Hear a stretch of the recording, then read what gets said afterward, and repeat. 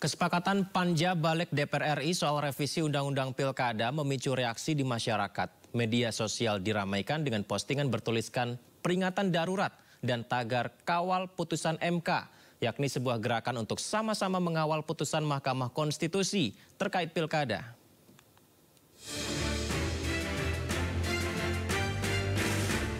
Mahkamah Konstitusi mengeluarkan putusan nomor 60 tahun 2024 soal syarat pencalonan calon kepala daerah. Putusan yang terbit menyatakan syarat ambang batas pencalonan Cakada sebesar 20% kursi DPRD atau 25% suara sah hasil pemilu tidak berlaku. MK memutuskan pasal 40 ayat 1 Undang-Undang nomor 10 tahun 2016 tentang pilkada tersebut inkonstitusional bersyarat. MK menetapkan syarat pencalonan Cakada untuk pemilihan gubernur serta bupati atau wali kota bagi partai politik atau gabungan partai politik pengusung cukup dengan memperoleh 6,5% sampai 10% pada pemilu sebelumnya.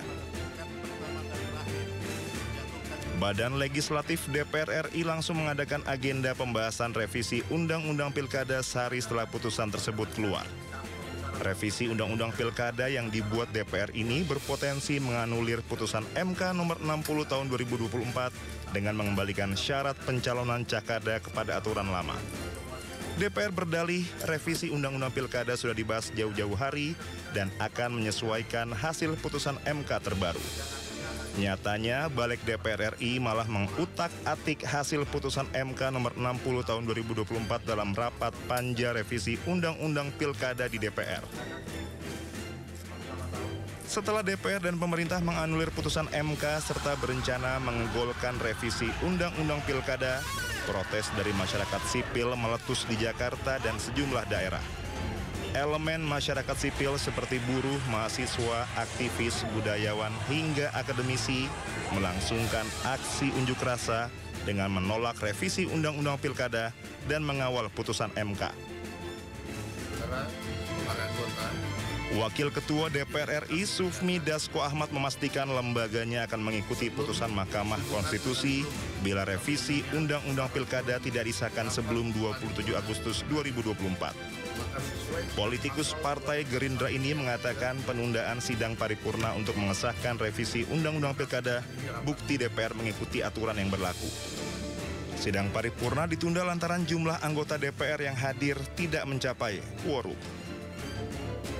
MK dalam putusannya mengubah syarat pencalonan kepala daerah dari 20% menjadi persentase berbasis jumlah daftar pemilih tetap di Pilkada 2024.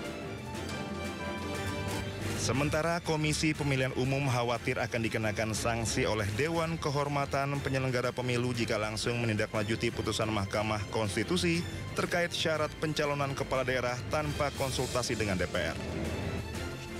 Ketua KPU RI Muhammad Afifuddin mengatakan meski putusan MK bersifat final dan mengikat, KPU tetap harus berkonsultasi terlebih dahulu dengan Komisi 2 DPR RI. Tim Liputan iNews melaporkan.